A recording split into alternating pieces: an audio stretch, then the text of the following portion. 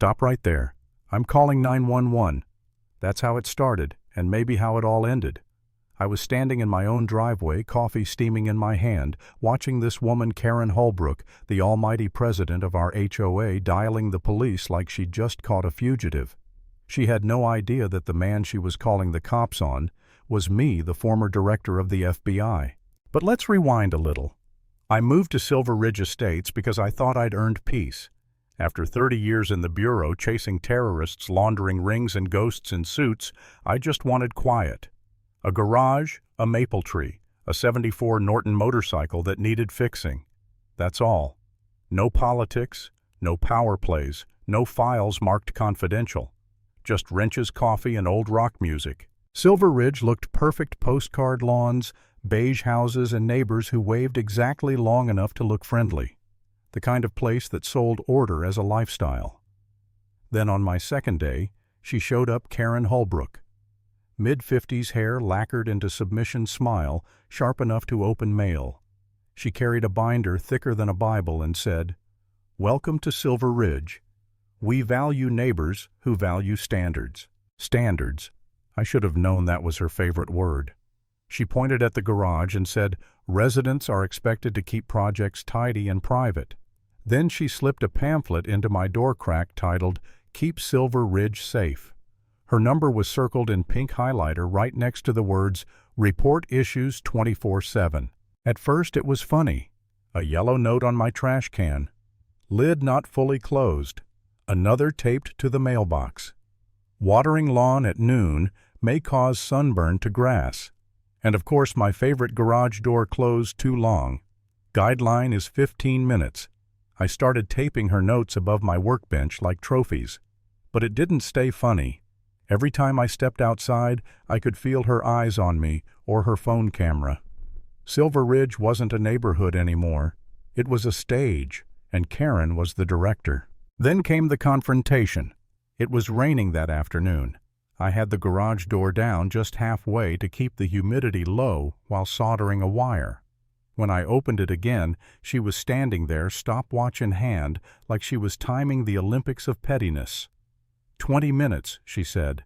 Guidelines 15. Guidelines aren't laws, I told her. Rules are rules. So is gravity, I said, but we still jump. She stormed off, tapping on her phone like she was writing my arrest warrant. That's when I realized this wasn't about the garage. This was about control. And people like Karen, they need control like oxygen. The next morning, she escalated. I was tuning the Norton when I heard the sharp click of high heels on concrete. I didn't even have to look.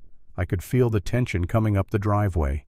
"Mr. Cole," she said, "you were informed about the garage use restrictions." "Yes, Karen, I remember. And yet here you are again, half closed. It looks suspicious." "Suspicious," I said.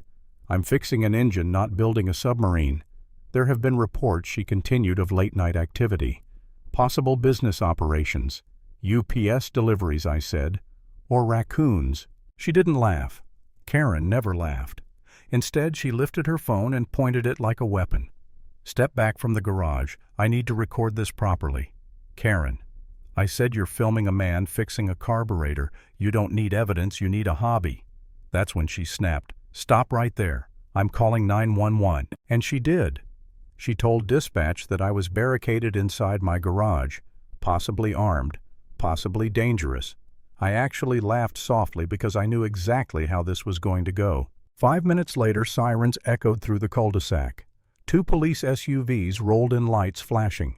Curtains fluttered in every house. Karen waved them down like she'd just prevented a terrorist attack. "That's him," she cried. "Don't let him close the door." I took a slow sip of coffee and hit the remote. The garage door closed to a 1-foot slit of daylight. Her gasp was audible across the street. The officers approached, cautious but confused. Sir One said, "Mind stepping outside?" "Of course." I lifted the door, stepped into the light mug still in hand. Karen ducked behind a patrol car like I'd just pulled a weapon. "He's unpredictable," she shouted. The older officer looked at me, then at her, and said quietly, "Ma'am, calm isn't a crime." They checked the garage, just tools, coffee, a half-polished bike. The younger cop sighed. "Everything looks fine here." Karen's face flushed red. "You're missing something. He's hiding." "Ma'am," the officer interrupted, "if there's no evidence, there's no crime." When she left, she said it the line that changed everything. "I'll find out who you really are." And that's when I decided to find out who she really was. That night I opened my laptop. Not the public internet, the federal database kind. Her name popped up clean. Too clean. No job history before 2009, no property records, no tickets, nothing. Nobody's that perfect. So I called an old friend, Agent Harper from D.C. "Run this name," I told him. 2 days later he sent back a file, mostly blacked out, but enough to tell a story. Real name, Cara Lee Holman. Record sealed. Assault in Baton Rouge, 2003. Financial fraud, 2006. Both charges dismissed. Then a note relocated under identity protection order. She wasn't born Karen Holbrook. She was reborn as her, and Silver Ridge was her cover. For a moment I just sat there staring at the screen. The rain outside sounded like static. I'd spent my life catching people like her liars, manipulators, ghosts. And somehow I'd retired right into one's neighborhood. I didn't want to dig deeper. I'd come here to rest, not reopen the past. But then I remembered the look in her eyes, not just anger, but fear. The kind of fear that comes from having something to hide. I went to the next HOA meeting. Karen presided at the head table, all smiles and power. Her binder sat open like a Bible, the word order printed on her tote bag. She talked about safety, about compliance, about the importance of trust. The irony was thick enough to choke on. When the meeting ended, I quietly asked to see the HOA's financial records.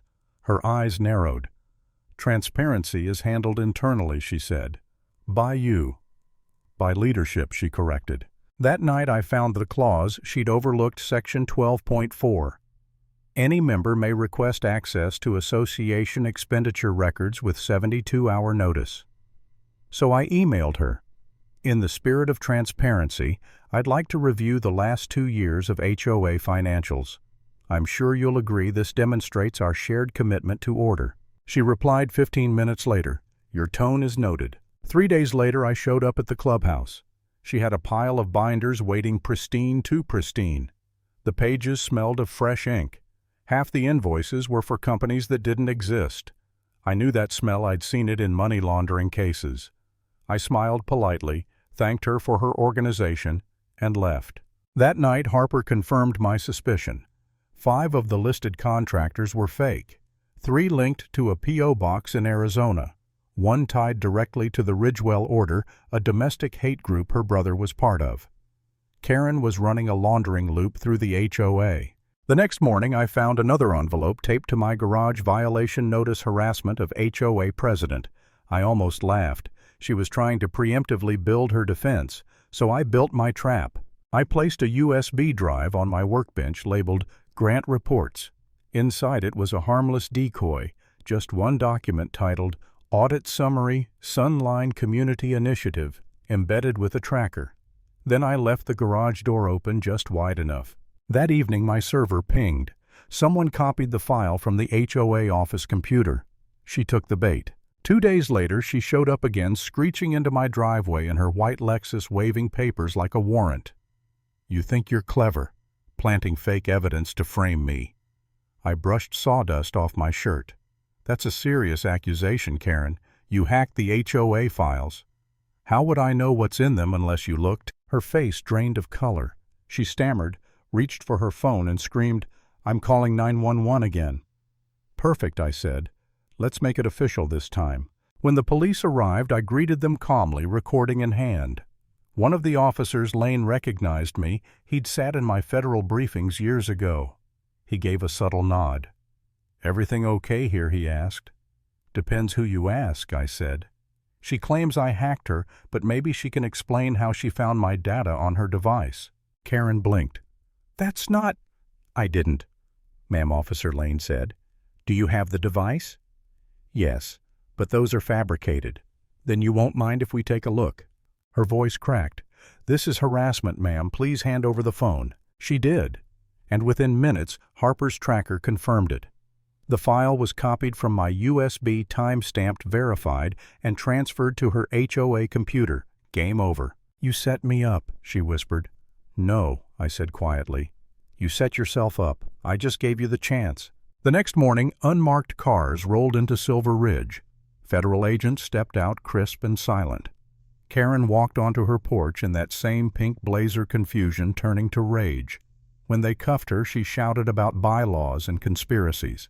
No one listened. Neighbors peeked from behind curtains. For once, the whole street was quiet. When they put her in the car, our eyes met. I raised my coffee mug in a small salute. "You wanted order," I said softly. "Now you've got it." And that's where I'll end this, not with a celebration, not with champagne or applause, just silence. Because that's what real justice sounds like. Quiet, certain, complete. Lesson learned. Power built on fear always collapses, sometimes with sirens, sometimes with silence, but it always collapses.